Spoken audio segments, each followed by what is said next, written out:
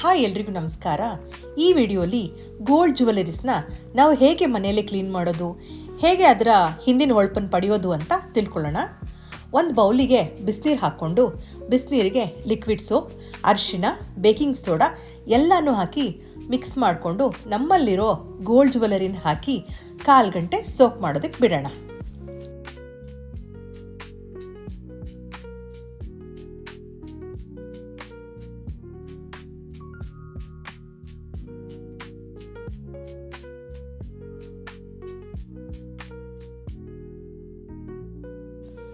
ಒಂದು soft brush ತಗೊಂಡು ನಿಧಾನವಾಗಿ ಜ್ಯುವೆಲರೀಸ್ನ ತೊಳ್ಕೊಬೇಕು.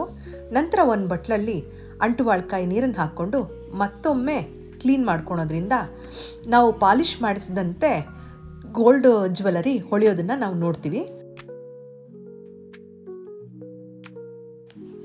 ಕಲ್ಲಿನ ಒಡವೆಗಳು, ಮುತ್ತಿನ ಒಡವೆಗಳನ್ನ ಸಪ್ರೇಟಾಗಿ ಒಂದು ಬೌಲ್ನಲ್ಲಿ ಬಿಸಿನೀರು, ಬೇಕಿಂಗ್ ಸೋಡಾ, ಅಂಟುವಾಳ್ಕಾಯಿ ನೀರನ್ನು ಮಿಕ್ಸ್ ಮಾಡಿಕೊಂಡು ನೆನೆಸಿ ನಿಧಾನವಾಗಿ ತೊಳೆಯೋದ್ರಿಂದ ಅದರಲ್ಲಿರುವಂಥ ಎಣ್ಣೆ, ಕೊಳೆ ಹೋಗಿ ಅದು ಶೈನಿಂಗ್ ಬರುತ್ತೆ.